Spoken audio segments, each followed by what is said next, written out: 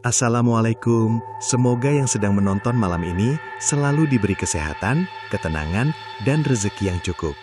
Terima kasih sudah mampir ke channel ini.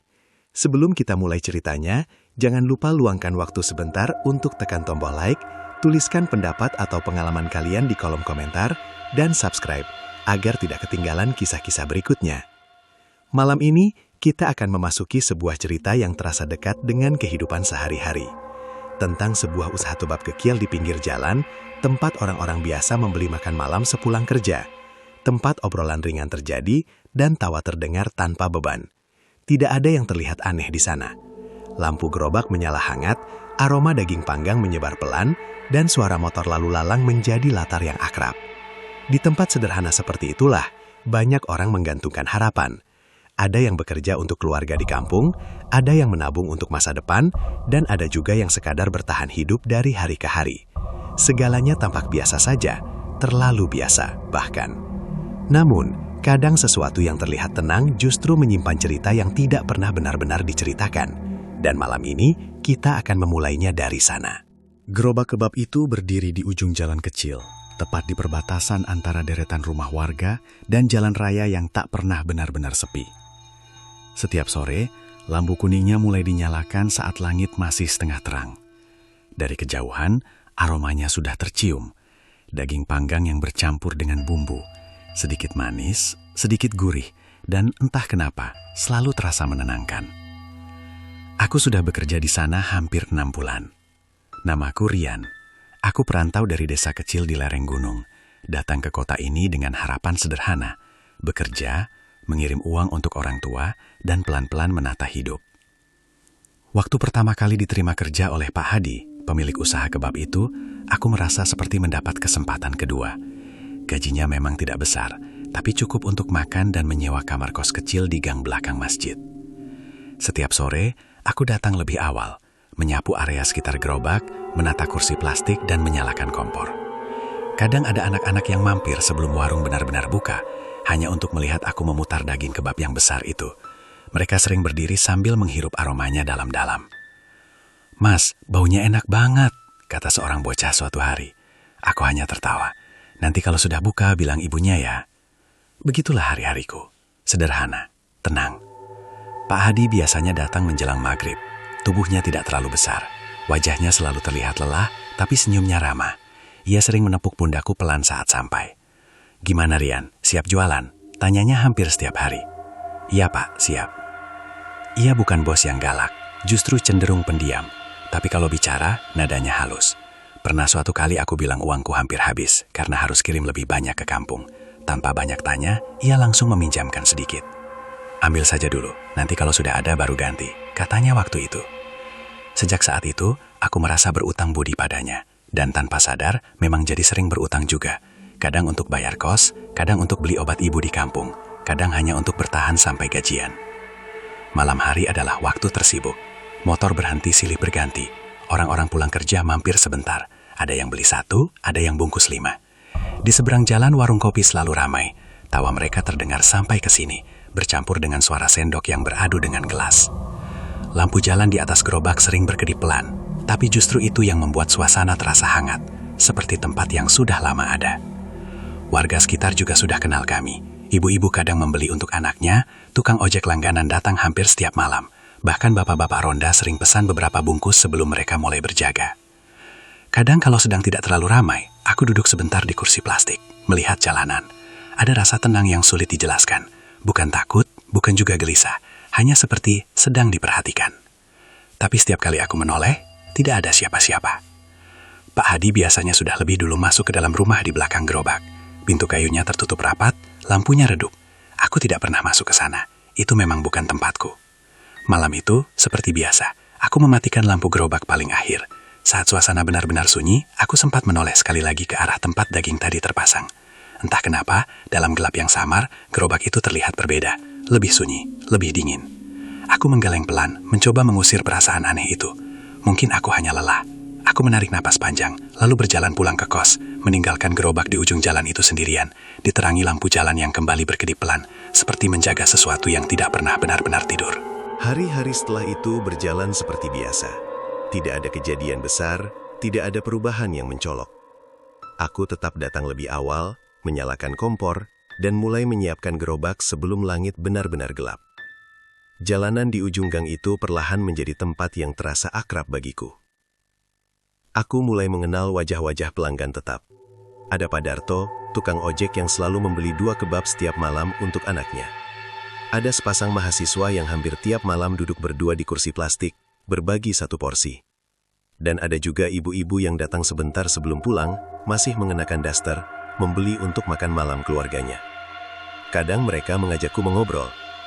"Mas Rian, sudah betah di sini?" tanya seorang ibu suatu malam sambil menunggu pesanannya. "Alhamdulillah Bu, betah. Orang-orangnya juga baik," jawabku. Memang begitu rasanya. Meski jauh dari rumah, tempat ini pelan-pelan terasa seperti bagian dari hidupku. Bahkan suara kendaraan yang lewat, suara sendok dari warung kopi seberang, dan suara anak-anak yang tertawa di gang belakang mulai terasa menenangkan. Namun di balik rutinitas yang tampak biasa itu, pelan-pelan hidupku mulai terasa berat. Harga kebutuhan di kota lebih tinggi dari yang kubayangkan. Uang sewa kos naik sedikit. Ibuku di kampung juga beberapa kali sakit, dan aku harus mengirim uang lebih sering. Gaji bulananku sebenarnya cukup kalau hanya untuk makan dan bayar kos. Tapi kalau ada kebutuhan mendadak, aku selalu kekurangan. Awalnya aku hanya sekali meminjam uang pada Pak Hadi. "Pak, boleh pinjam dulu? Nanti dipotong gaji saja," kataku pelan waktu itu. Pak Hadi tidak banyak bertanya. Ia hanya membuka dompetnya, mengambil beberapa lembar uang, lalu memberikannya padaku. "Pakai saja dulu. Jangan dipikirkan," katanya. Sejak saat itu aku mulai merasa tidak enak setiap kali menerima uang darinya. Tapi anehnya, setiap kali aku sedang benar-benar butuh, ia seperti selalu ada. Suatu sore, saat aku menghitung uang untuk beli pulsa, dan sadar uangku tinggal sedikit, Pak Hadi tiba-tiba bertanya, "Masih ada uang, Rian?" Aku terdiam sebentar. "Masih, Pak. Cukup." Ia menatapku sebentar, seolah tahu aku sedang berbohong. "Kalau butuh, bilang saja. Jangan dipendam," katanya pelan. Aku akhirnya mengangguk. Dan lagi-lagi, aku meminjam. Jumlahnya memang tidak pernah besar. Kadang hanya 100.000, kadang 200. Tapi semakin lama, aku sadar jumlahnya mulai menumpuk. Pak Hadi tidak pernah mencatat di depanku. Ia hanya mengingat. Setiap kali gajian, ia menyebut jumlah yang harus dipotong. Dan aku hanya mengiyakan. Anehnya, ia tidak pernah marah. Tidak pernah menagih dengan kasar. Pelan-pelan saja bayarnya, katanya suatu malam. Kata-kata itu terdengar menenangkan. Tapi entah kenapa, ada perasaan aneh setiap kali ia mengucapkannya. Seperti sesuatu yang tidak benar-benar bisa dijelaskan. Suatu malam, saat kami sedang tidak terlalu ramai, aku duduk sebentar di kursi. Dari kejauhan, aku melihat Pak Hadi sedang menghitung uang di laci kasir kecil. Tangannya bergerak pelan, rapi, seperti sudah sangat terbiasa. Di bawah cahaya lampu yang agak redup, wajahnya terlihat lebih tua dari biasanya. Ada garis lelah yang jelas di sekitar matanya. Usaha ini memang ramai. Hampir setiap malam uang yang masuk cukup banyak. Tapi Pak Hadi tidak pernah terlihat benar-benar senang. Ia hanya diam, menghitung, lalu menyimpannya. Di sekitar jam maghrib, kebiasaan itu kembali terjadi. Seperti biasa, ia menyuruhku istirahat. "Rian, kamu ke musola dulu. Biar saya yang urus," katanya. Aku menurut saja. Setelah sholat, aku duduk sebentar di tangga musola. Angin malam terasa lebih dingin dari biasanya. Suara azan yang tadi berkumandang sudah berganti dengan suara kendaraan yang mulai ramai lagi. Ketika aku kembali ke gerobak, semuanya sudah siap seperti biasa. Daging sudah terpasang, saus sudah tertata, dan Pak Hadi berdiri di tempatnya. Tidak ada yang terlihat aneh. Tapi malam itu, saat aku menata roti di meja, aku mencium sesuatu. Bau yang samar. Seperti bau kemenyan yang sangat tipis. Aku menoleh pelan ke sekitar. Tidak ada apa-apa. Mungkin hanya dari rumah warga. Di kampung seperti ini, kadang ada saja yang membakar sesuatu menjelang malam. Aku tidak memikirkannya lagi. Beberapa hari kemudian, saat sedang menunggu pembeli, aku sempat berbincang dengan Pak Darto. "Mas, sudah lama kerja di sini?" tanyanya. "Baru 6 bulan, Pak." Ia mengangguk pelan. Lalu, dengan nada yang lebih pelan, ia berkata, "Yang sebelum kamu, juga anak muda." Aku menoleh. "Yang sebelum saya?" "Iya, dulu ada. Rajin juga orangnya." "Sekarang kemana, Pak?" Pak Darto mengangkat bahu. Katanya pulang kampung. Aku mengangguk, meski dalam hati sedikit heran. Selama ini aku memang tidak pernah bertanya soal karyawan lama. Kukira mereka memang hanya pindah kerja seperti biasa. Malam semakin larut. Angin berhembus pelan. Lampu jalan di atas gerobak kembali berkedip-kedip seperti biasanya. Pembeli terus datang. Bahkan saat sudah hampir tengah malam, masih ada saja yang berhenti. Lebih banyak dari biasanya. Aku sempat berbisik dalam hati, usaha ini benar-benar laris. Di saat seperti itu, aku bersyukur bisa bekerja di sini. Meski sering berutang, setidaknya aku punya penghasilan. Punya tempat untuk bertahan. Tapi saat aku sedang membungkus pesanan terakhir malam itu, aku merasakan sesuatu lagi. Perasaan yang sama seperti beberapa malam sebelumnya. Seperti ada yang berdiri di belakangku. Aku menoleh cepat. Kosong. Hanya jalanan sepi, dan suara daun yang bergesekan pelan. Aku menghela napas, mencoba mengusir rasa tidak nyaman itu. Mungkin aku hanya terlalu capek. Terlalu banyak pikiran. Saat menutup gerobak, aku melihat Pak Hadi berdiri diam di depan meja daging. Ia tidak bergerak, tidak melakukan apa-apa. Hanya berdiri. Pak, panggilku. Ia menoleh pelan, lalu tersenyum tipis. Sudah selesai. Sudah, Pak. Ia mengangguk. Bagus. Besok datang lebih awal ya. Kita mungkin akan lebih ramai. Aku mengiyakan. Saat berjalan pulang, aku mencoba menghitung dalam hati. Berapa total utangku sekarang? Rasanya sudah cukup banyak. Tapi selama Pak Hadi tidak menagih dengan kasar, aku merasa semuanya masih bisa diatur. Aku bahkan sempat berpikir, kalau usaha ini terus ramai, mungkin nanti aku bisa melunasinya sekaligus. Langkahku terasa ringan malam itu. Di belakangku, gerobak kebab itu berdiri sendirian lagi di bawah lampu jalan yang redup. Angin malam bertiup pelan, membawa aroma daging panggang yang masih tersisa tipis di udara. Dan tanpa kusadari, di tempat itu, sesuatu seolah tetap terjaga. Diam, menunggu. Sejak mulai bekerja di gerobak kebab itu, aku tidak pernah benar-benar memperhatikan jam. Hari terasa berjalan begitu saja, dari sore ke malam, lalu tiba-tiba sudah larut. Tapi belakangan ini, aku mulai sadar ada sesuatu yang berbeda. Justru setelah lewat jam 10 malam, pembeli semakin banyak. Padahal, warung-warung lain di sekitar biasanya sudah mulai tutup. Warung kopi di seberang masih ramai, tapi tidak seramai gerobak kami. Motor datang silih berganti, berhenti sebentar, lalu pergi lagi. Kadang orang yang datang tidak banyak bicara, hanya memesan, menunggu, lalu pergi tanpa melihat sekeliling. Aku pernah berpikir, mungkin ini memang jam orang-orang pulang kerja, tapi tetap saja terasa aneh. Karena beberapa di antara mereka datang sendirian, dengan wajah yang tidak begitu jelas di bawah cahaya lampu jalan yang redup. Suatu malam, hampir tengah malam, seorang pria berhenti di depan gerobak. Ia mengenakan jaket hitam dan helm yang tidak dilepas. Suaranya pelan saat memesan. 2, katanya singkat. Aku mengangguk, mulai menyiapkan. Tapi saat aku menyerahkan pesanannya, ia tidak langsung mengambil. Ia seperti melihat ke arah Pak Hadi yang berdiri di dekat kasir. Beberapa detik berlalu. Lalu ia mengambil bungkus kebab itu, meletakkan uang tanpa berkata apa-apa, dan pergi. Aku sempat menoleh ke arah Pak Hadi. Ia tidak bicara, hanya memperhatikan pria itu sampai benar-benar hilang dari ujung jalan. Mungkin langganan lama ya, Pak? Tanyaku, mencoba mencairkan suasana. Pak Hadi hanya mengangguk kecil. Iya, sudah sering ke sini. Malam itu udara terasa lebih dingin. Angin berhembus pelan, membuat plastik-plastik pembungkus bergetar halus. Lampu jalan di atas kami kembali berkedip sesekali, seperti biasanya. Semakin larut, semakin banyak orang yang datang. Tapi ada sesuatu yang mulai terasa berbeda. Mereka tidak seperti pelanggan di awal malam. Tidak banyak bicara, tidak duduk, tidak tertawa. Hanya datang, membeli, lalu pergi. Aku mulai memperhatikan satu hal. Beberapa dari mereka seperti tidak ingin wajahnya terlihat jelas. Ada yang tetap memakai helm, ada yang menunduk, ada yang berdiri agak jauh dari cahaya. Aku menepis pikiran aneh itu. Mungkin mereka hanya lelah. Orang pulang malam memang begitu. Namun malam itu juga pertama kalinya aku merasa waktu berjalan lebih lambat. Jam di ponselku menunjukkan pukul 12:30, tapi pembeli masih ada saja yang datang. Bahkan lebih banyak dari biasanya. Pak Hadi tidak terlihat capek. Ia tetap berdiri, menghitung uang, sesekali membantu membungkus. Kita tutup jam berapa, Pak? Tanya aku pelan. Nanti saja, tunggu agak sepi, jawabnya. Biasanya kami sudah mulai beres-beres sebelum jam 1, tapi malam itu tidak. Sampai hampir jam 2, masih ada motor yang berhenti. Akhirnya, saat jalanan benar-benar kosong, Pak Hadi berkata pelan. Sudah, tutup. Aku mengangguk lega. Tanganku sudah pegal, kakiku terasa berat. Aku mulai mematikan kompor, membersihkan meja, dan menyapu lantai seperti biasa. Saat itulah aku merasakan sesuatu lagi. Perasaan seperti ada yang memperhatikan dari dekat. Aku noleh pelan ke arah belakang gerobak. Hanya ada tembok rumah Pak Hadi dan pintu kayu yang tertutup. Tidak ada siapa-siapa. Tapi entah kenapa, dadaku terasa sedikit sesak. Kenapa, Rian?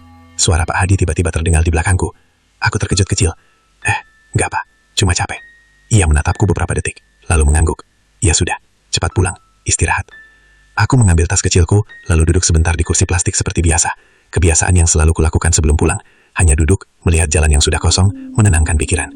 Beberapa hari setelah malam ketika aku merasa seperti diikuti, aku mencoba kembali menjalani rutinitas seperti biasa.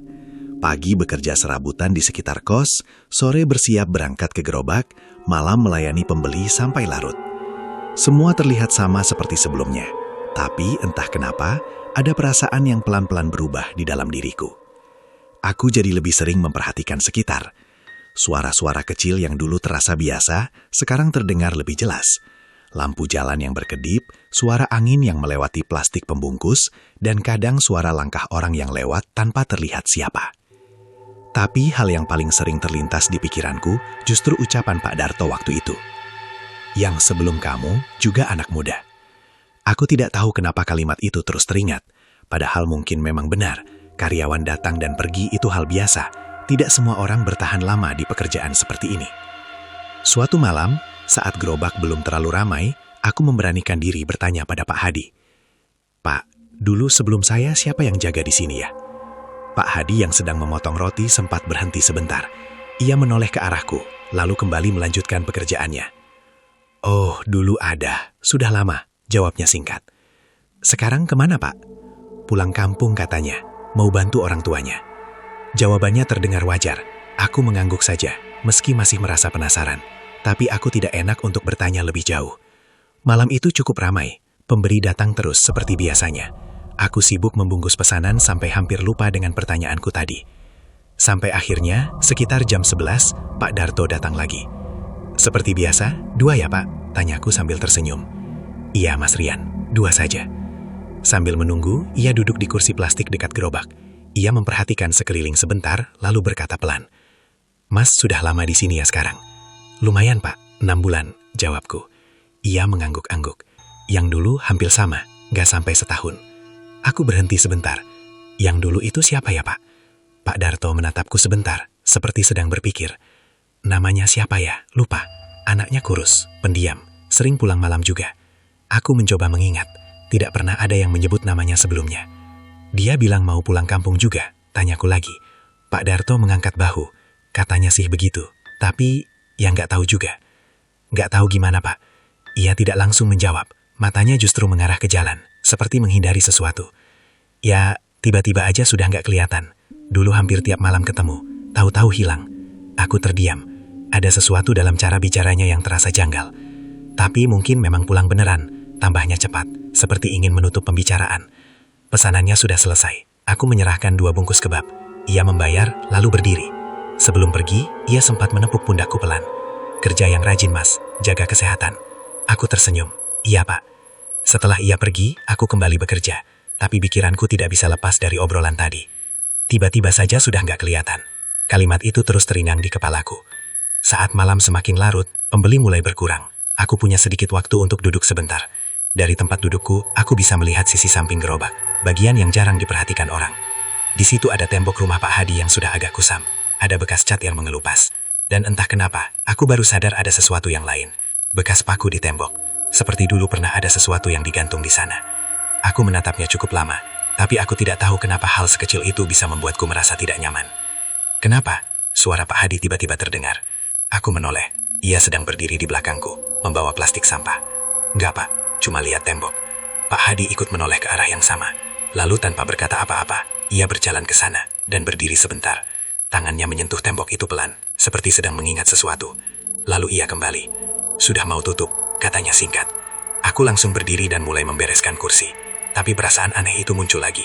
Entah kenapa, sejak malam itu, gerobak terasa sedikit berbeda. Lebih sepi. Bukan karena tidak ada orang, tapi seperti ada sesuatu yang hilang. Saat menyapu, tanpa sengaja aku melihat ke arah jalan. Di seberang, warung kopi masih ramai. Tawa orang-orang terdengar jelas. Tapi di sekitar gerobak kami, rasanya lebih sunyi. Padahal jaraknya tidak jauh. Hari-hari setelah percakapan dengan Pak Darto terasa sedikit berbeda bagiku. Bukan karena ada sesuatu yang benar-benar berubah, tapi karena pikiranku mulai lebih peka terhadap hal-hal kecil yang dulu tidak pernah kuperhatikan. Aku mulai memperhatikan gerobak lebih lama. Cara Pak Hadi menata daging, cara ia menghitung uang, bahkan cara ia berdiri diam sesaat sebelum kami benar-benar mulai berjualan. Semua terlihat sama seperti biasanya, tapi kini aku merasa seperti ada sesuatu yang tersembunyi di balik kebiasaan-kebiasaan itu. Sore itu, langit mendung sejak siang. Angin bertiup pelan, membawa bau tanah basah. Pembeli tetap datang seperti biasa, meski tidak seramai malam-malam sebelumnya. Orang-orang tampak ingin cepat pulang. Sekitar pukul 8, saat stok roti mulai menipis, Pak Hadi memanggil Tu. "Rian." "Iya, Pak." "Tolong ambil roti di gudang belakang. Stok di sini tinggal sedikit." Aku mengangguk. Ini bukan pertama kalinya aku diminta mengambil barang, tapi biasanya roti diantar langsung oleh Pak Hadi dari dalam rumah. Aku jarang diminta masuk ke area belakang. "Masuk lewat pintu samping saja," tambahnya. Aku berjalan ke arah rumahnya. Pintu samping itu terletak di sisi gerobak, setengah tersembunyi oleh tembok. Aku mendorongnya pelan. Pintu kayu itu berderit sedikit saat dibuka. Di dalam, suasananya jauh lebih sepi dibanding di luar. Lampu di lorong menyala redup. Dindingnya polos, sedikit lembab. Bau di dalam berbeda dari luar. Campuran antara aroma bumbu, minyak, dan sesuatu yang sulit dijelaskan. Aku berjalan pelan mengikuti lorong sempit. Di ujungnya ada ruang kecil seperti gudang. Pintu gudang itu terbuka sedikit. Saat aku masuk, mataku langsung menangkap tumpukan kardus roti di pojok. Aku menghampiri dan mulai mengambil beberapa bungkus. Tapi saat itulah, aku menyadari sesuatu. Di sisi lain gudang, ada satu pintu lagi. Pintu itu tertutup rapat. Catnya sudah agak mengelupas. Tidak ada jendela. Hanya gagang besi yang terlihat kusam. Aku berdiri sebentar, menatapnya tanpa sadar.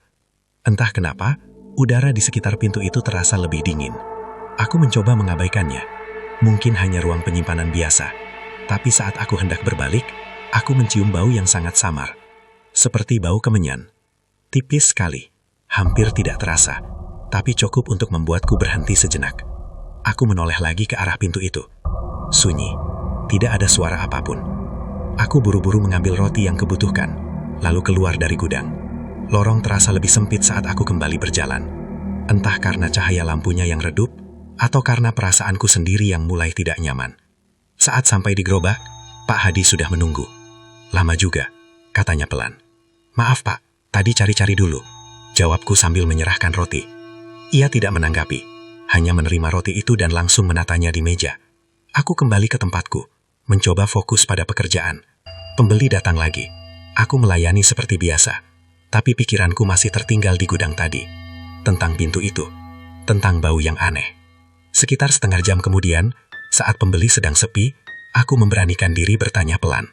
"Pak, yang di gudang itu ada ruangan apa ya di sebelahnya?" Pak Hadi yang sedang membungkus kebab berhenti sebentar. "Ruangan mana?" "Yang pintunya tertutup itu, Pak." Ia tidak langsung menjawab. Tangannya tetap bergerak, melipat kertas pembungkus dengan rapi. "Itu cuma tempat simpan barang lama," katanya akhirnya. "Oh," aku mengangguk. "Kirain apa?" Ia menatapku sebentar. Tatapannya tidak marah, tapi terasa berat. "Memang kenapa?" "Enggak, Pak. Tadi cuma kebetulan lihat saja." Pak Hadi tidak berkata apa-apa lagi setelah itu. Ia kembali fokus pada pekerjaannya. Tapi suasana di antara kami tiba-tiba terasa lebih sepi dari biasanya. Malam semakin larut. Pembeli kembali ramai setelah lewat jam 10. Seperti malam-malam sebelumnya, orang-orang datang silih berganti.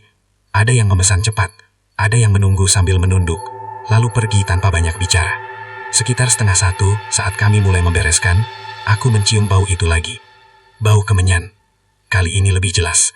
Aku noleh pelan ke arah belakang gerobak, ke arah pintu samping rumah Pak Hadi. Pintu itu tertutup, tidak ada cahaya dari dalam, tapi bau itu seperti datang dari sana. "Pak, Bapak bakar sesuatu ya?" tanyaku hati-hati. Pak Hadi yang sedang mengunci laci kasir berhenti sejenak. "Enggak," jawabnya singkat. Aku terdiam, mungkin dari rumah tetangga. Aku mencoba menenangkan diri. Setelah semuanya selesai, aku duduk sebentar seperti biasa. Angin malam bertiup pelan, jalanan sudah sepi. Tapi malam itu, perasaan tidak nyaman datang lebih kuat. Aku merasa seperti ada yang berdiri di belakang gerobak. Bukan melihat, tapi merasakan. Aku noleh cepat. Kosong. Tapi ada satu hal yang membuatku diam. Pintu samping rumah Pak Hadi sedikit terbuka. Sejak malam aku masuk ke gudang belakang itu, pikiranku tidak pernah benar-benar tenang. Setiap kali berdiri di depan gerobak, bayangan pintu tertutup di sudut gudang itu selalu muncul lagi. Bau kemenyan yang samar seolah masih menempel di ingatanku, meski sudah beberapa hari berlalu. Tapi seperti biasanya, hidup harus tetap berjalan. Sore itu, aku datang sedikit lebih awal dari biasanya. Langit masih terang, anak-anak kecil masih bermain di ujung gang, dan beberapa ibu terlihat duduk di teras rumah sambil mengobrol. Suasana kampung terasa hangat dan biasa, seperti tidak pernah ada hal aneh apapun. Aku mulai menata kursi plastik satu persatu, menyapu debu di sekitar gerobak, lalu menyalakan kompor kecil dan memeriksa bahan yang sudah tersedia. Tak lama kemudian, Pak Hadi datang. Seperti biasa, ia menepuk pundakku pelan. "Cepat datangnya hari ini." "Iya, Pak, tadi nggak ada kerjaan lain," jawabku sambil tersenyum. Ia mengangguk kecil, lalu langsung berdiri di tempatnya, membuka laci kasir dan mulai mengeluarkan beberapa lembar kertas. Sambil bekerja, aku diam-diam memperhatikan. Ia terlihat sedang memeriksa catatan. Kertasnya tidak terlalu tebal, tapi dilipat rapi. Sesekali ia menghitung sesuatu di kepalanya, lalu menuliskan angka kecil di pinggir kertas. Aku tidak terlalu memikirkan itu, mungkin hanya catatan pengeluaran biasa. Malam berjalan seperti biasanya. Pembeli mulai berdatangan setelah maghrib.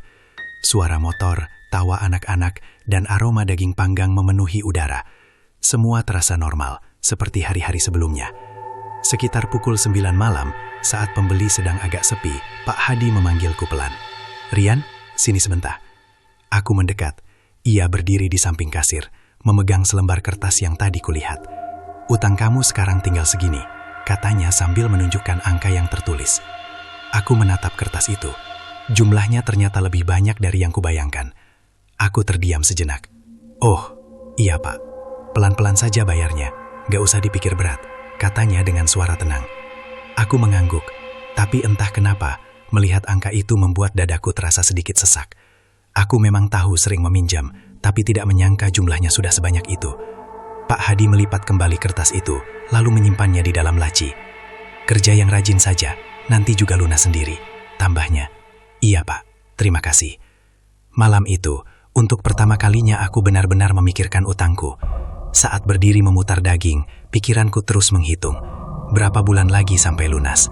Berapa yang harus kupotong dari gaji? Perasaan bersalah pelan-pelan muncul. Aku jadi merasa tidak enak setiap kali menerima uang dari tangannya dulu. Sekitar pukul 11, Pak Hadi masuk ke dalam rumah sebentar. Biasanya ia memang kadang masuk untuk mengambil sesuatu, tapi kali ini agak lama. Aku tetap melayani pembeli, sampai akhirnya gerobak sepi lagi. Tanpa sadar, pandanganku tertuju ke laci kasir yang sedikit terbuka. Mungkin tadi Pak Hadi lupa menutupnya rapat. Aku sebenarnya tidak berniat macam-macam, tapi entah kenapa mataku tertarik ke dalam. Di sana terlihat beberapa lembar kertas yang ditumpuk. Aku ragu sejenak, lalu tanpa berpikir panjang, aku mendekat sedikit. Di atas tumpukan itu ada satu buku kecil. Sampulnya sudah kusam, warnanya kecoklatan, seperti buku catatan lama. Aku berdiri diam, tidak berani menyentuh. Tapi dari jarak dekat, aku bisa melihat ada tulisan tangan di halaman yang terbuka. Daftar nama. Aku tidak tahu kenapa jantungku tiba-tiba berdegup lebih cepat. Tanpa sadar, aku membuka laci itu sedikit lebih lebar. Buku kecil itu terlihat jelas sekarang. Di halaman itu ada beberapa nama, masing-masing diikuti angka-angka kecil di sampingnya. Seperti catatan utang. Aku menelan ludah. Nama paling atas tidak kukenal, nama di bawahnya juga tidak. Tapi ada satu hal yang membuatku diam. Beberapa nama itu diberi tanda garis di sampingnya, seperti sudah selesai. Aku tidak tahu kenapa pikiranku langsung teringat pada karyawan lama yang diceritakan Pak Darto, yang katanya tiba-tiba tidak terlihat lagi. Aku menutup laci itu cepat, seolah takut ketahuan. Beberapa detik kemudian, Pak Hadi keluar dari rumah. Ia berjalan mendekat seperti biasa. Aku pura-pura sibuk membereskan saus di meja. "Sepi ya?" tanyanya. "Iya Pak, tadi sempat rame, sekarang sudah agak sepi." Ia mengangguk, lalu berdiri di dekat kasir. Tangannya otomatis menutup laci yang tadi kubuka. Aku mencoba terlihat biasa saja, tapi dadaku masih terasa berdebar. Malam semakin larut. Pembeli datang lagi beberapa kali, lalu kembali sepi. Sekitar jam 1, kami mulai beres-beres seperti biasa. Saat aku menyapu, pikiranku kembali ke buku kecil itu. Daftar nama, garis di sampingnya. Dan tanpa sadar, aku mulai mengingat satu persatu cerita kecil yang pernah kudengar. Tentang karyawan lama yang pulang kampung. Tentang orang yang tiba-tiba tidak terlihat lagi. Tentang suasana yang selalu berubah setiap kali aku bertanya. Setelah selesai, aku duduk sebentar sebelum pulang. Angin malam terasa dingin, lampu jalan berkedip pelan seperti biasanya. Aku noleh ke arah kasir. Laci itu sekarang tertutup rapat. Entah kenapa, aku jadi bertanya dalam hati, apakah namaku juga ada di sana? Pikiran itu datang begitu saja, tanpa bisa kutahan. Aku berdiri cepat, mencoba mengusir rasa tidak nyaman itu. Aku pamit pulang seperti biasa. Di jalan menuju kos, langkahku terasa lebih berat. Untuk pertama kalinya, utangku tidak terasa seperti bantuan lagi, tapi seperti sesuatu yang mengikat. Seperti ada catatan yang tidak hanya menghitung uang, tapi menghitung sesuatu yang lain. Malam itu, saat berbaring di kamar, aku sulit tidur. Bayangan buku kecil itu terus muncul di kepalaku. Halaman dengan daftar nama, dan garis-garis kecil di sampingnya. Aku tidak tahu kenapa, tapi jauh di dalam hati, ada perasaan aneh yang mulai tumbuh. Perasaan bahwa catatan itu bukan sekedar catatan utang biasa. Sejak kejadian di kamar mandi itu, Raka tidak pernah benar-benar merasa sendirian lagi. Kemanapun ia berjalan, ada perasaan seperti sedang diikuti. Bukan suara langkah, bukan juga bayangan yang jelas. Hanya rasa dingin yang menempel di punggungnya, seolah ada seseorang berdiri sangat dekat, mengawasi tanpa bicara. Beberapa hari terakhir, usaha kebab itu justru semakin ramai, bahkan lebih ramai dari biasanya. Setiap sore sebelum maghrib, antrian sudah mengular. Anak-anak sekolah, pekerja kantoran, sampai ibu-ibu yang pulang dari pasar, semua datang silih berganti. Pak Hadi terlihat lebih cerah, wajahnya sering tersenyum, mesti matanya tetap menyimpan sesuatu yang tidak bisa dibaca. Alhamdulillah, rezeki lagi bagus, katanya suatu sore sambil menghitung uang di laci. Raka hanya mengangguk. Ia ingin ikut senang, tapi setiap kali melihat uang itu menumpuk, hatinya justru terasa makin berat. Ada sesuatu yang tidak wajar. Dan semakin hari, perasaan itu semakin sulit diabaikan. Suatu malam ketika toko sudah tutup dan Dimas pulang lebih dulu karena ibunya sakit, Raka diminta tinggal sebentar untuk membereskan stok. Jam sudah hampir menunjukkan pukul 11. Jalan di depan kios mulai sepi, hanya sesekali terdengar suara motor lewat. Lampu neon di dalam toko berdengung pelan. Raka sedang menata roti kebab di rak ketika tiba-tiba ia mencium bau aneh. Bau tanah basah bercampur dengan aroma seperti daging yang terlalu lama disimpan. Ia berhenti, mengendus pelan. Bau itu datang dari arah belakang. Awalnya ia ragu, tapi rasa penasaran mendorongnya untuk melangkah pelan ke pintu kecil yang mengarah ke gudang. Pintu itu biasanya selalu terkunci, tapi malam itu sedikit terbuka. Celahnya gelap. "Pak," panggil Raka pelan. Tidak ada jawaban. Ia mendorong pintu itu sedikit lagi. Engselnya berderit panjang, membuat bulu kuduknya berdiri. Di dalam lampu kecil menyala redup, cukup untuk melihat beberapa karung tepung, dus bahan, dan sebuah meja kayu tua di sudut. Di atas meja itu ada sesuatu. Raka melangkah mendekat. Sebuah mangkuk kecil berisi air keruh. Di sampingnya, seikat bunga melati yang sudah layu. Dan di tengahnya, selembar kain hitam yang dilipat rapi. Ia menelan ludah. Tiba-tiba, ia mendengar suara seperti bisikan. Sangat pelan. Hampir tidak terdengar. Raka menoleh ke belakang. Tidak ada siapa-siapa. Saat ia menoleh kembali ke meja, matanya menangkap sesuatu yang membuat nafasnya tercekat. Di lantai, tepat di bawah meja, ada bekas seperti goresan. Banyak sekali, seperti orang menggaruk lantai dengan kuku. Dan di salah satu sudut, ada noda hitam yang sudah mengering. Warnanya hampir sama dengan tanah, tapi terlalu pekat untuk sekedar kotoran biasa. Raka mundur selangkah. Dadanya berdegup kencang. Ia tidak tahu kenapa, tapi tiba-tiba ia teringat Bayu. Bayu yang dulu sering lembur sendirian. Bayu yang tiba-tiba menghilang. Bayu yang sampai sekarang tidak pernah ada kabar. "Ngapain kamu di situ?" Suara itu datang dari belakang. Raka terlonjak, ia menoleh cepat. Pak Hadi berdiri di ambang pintu, menatapnya dengan mata yang sulit dijelaskan. "Cuma, tadi nyium bau, Pak," jawab Raka gugup. Pak Hadi langkah masuk pelan. Ia berdiri di samping meja itu, lalu menutup kain hitam di atasnya dengan gerakan cepat, seolah tidak ingin terlihat. "Itu tempat simpan bahan lama, jangan sering masuk ke sini," katanya datar. Raka mengangguk, meski hatinya dipenuhi pertanyaan. Mereka keluar bersama. Pak Hadi mengunci pintu gudang itu rapat-rapat. Suara kuncinya terdengar berat, seperti menutup sesuatu yang tidak seharusnya dibuka. Malam itu, Raka pulang dengan kepala penuh pikiran. Di jalan, angin terasa lebih dingin dari biasanya. Ia mempercepat langkah, tapi setiap beberapa meter, ia merasa seperti ada yang berjalan di belakangnya. Saat ia menoleh, tidak ada siapa-siapa. Hanya jalan kampung yang sepi. Hanya suara jangkrik dan lampu rumah yang menyala satu-satu. Sesampainya di kos, Raka mencoba tidur, tapi setiap kali ia memejamkan mata, bayangan meja di gudang itu muncul lagi. Mangkuk air, bunga layu, dan goresan di lantai. Tengah malam ia terbangun karena mimpi. Dalam mimpi itu, ia berdiri di dalam gudang, sendirian. Lampunya mati, gelap sekali. Lalu ia mendengar suara nafas, bukan nafasnya sendiri. Ada orang lain di sana. Pelan-pelan, dari sudut gelap, muncul sosok Bayu. Wajahnya pucat, matanya kosong. Bibirnya bergerak tapi tidak ada suara.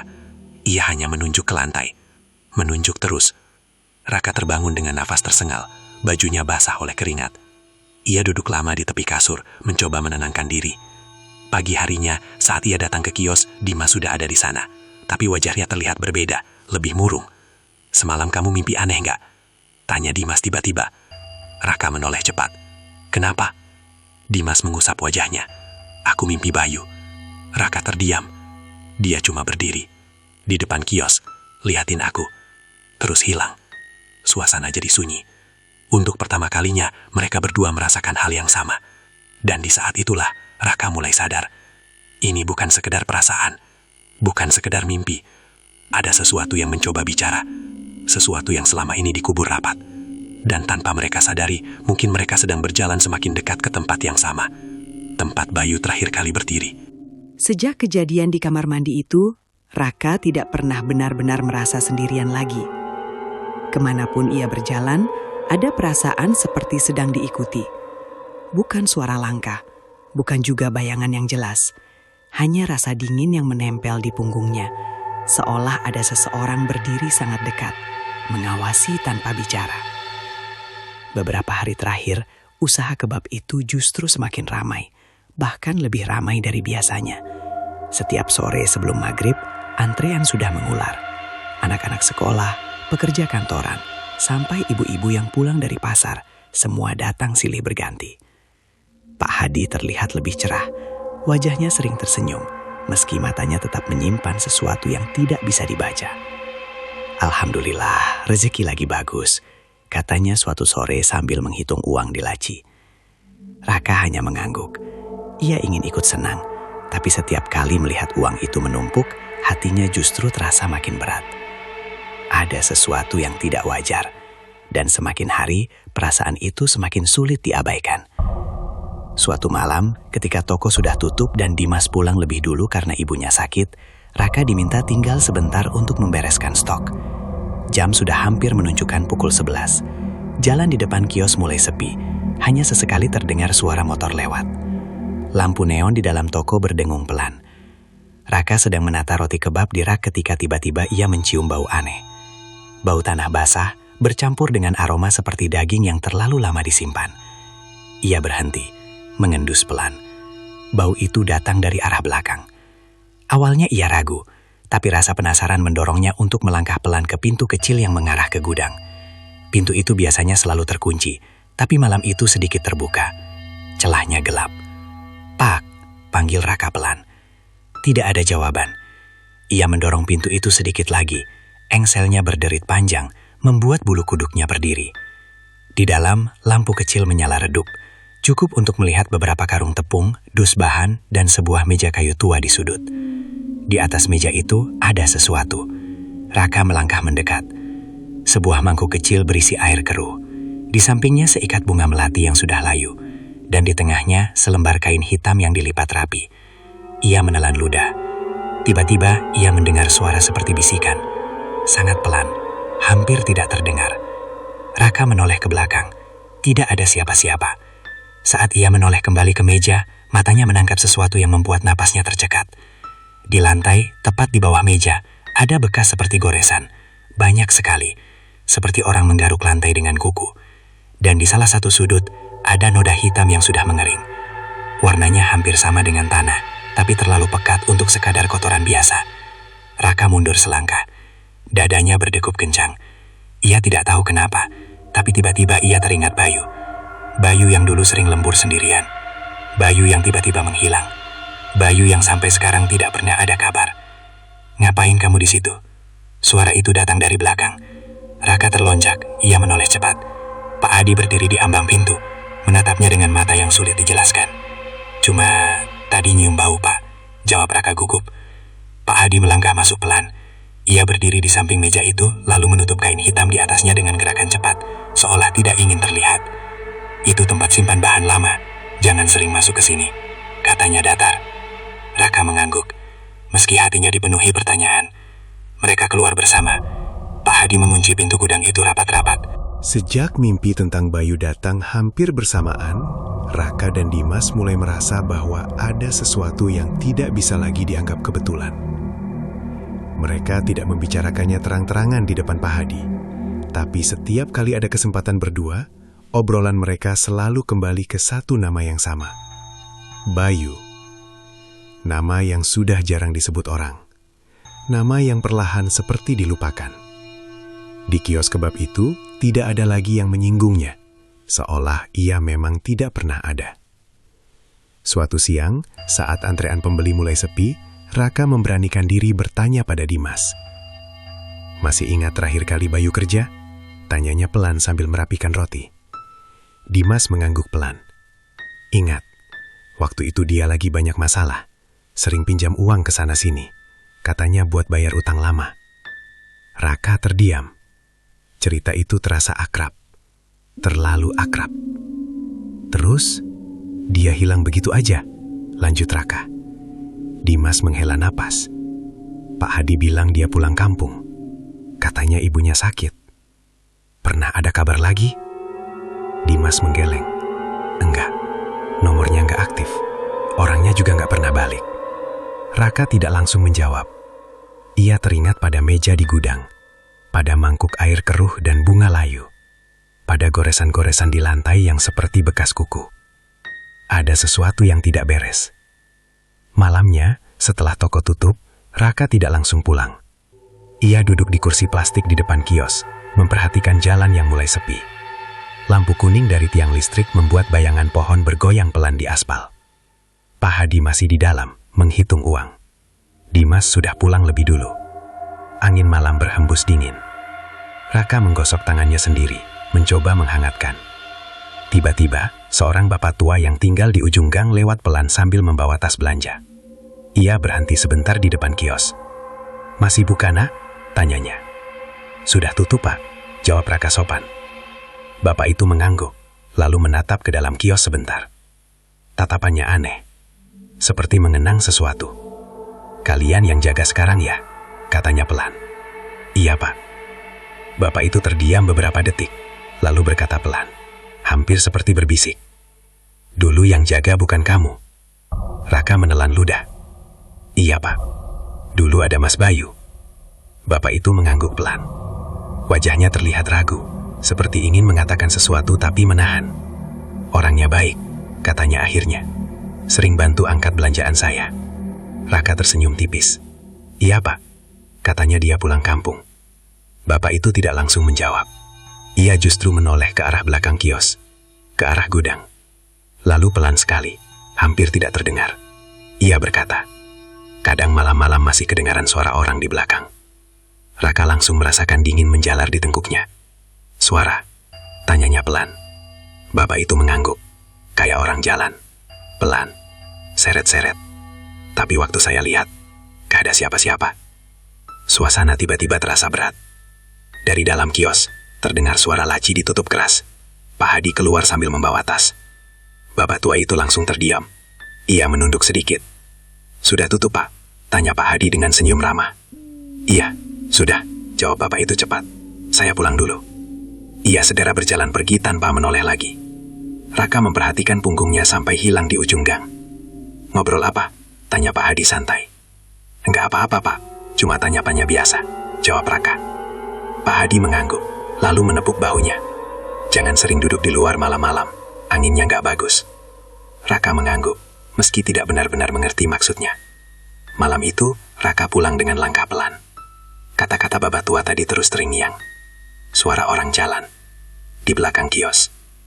Keesokan harinya, saat sedang menyapu lantai, Raka menemukan sesuatu yang membuatnya terdiam. Di bawah rak, terselip sebuah kartu kecil yang sudah kotor. Ia mengambilnya pelan. Itu kartu identitas lama. Nama di situ tertulis, Bayu Prasetyo. Foto di kartu itu terlihat sedikit pudar, tapi jelas itu Bayu. Di belakang kartu ada coretan kecil. Tulisannya hampir tidak terbaca. Raka mendekatkannya ke cahaya. Hutangku belum lunas.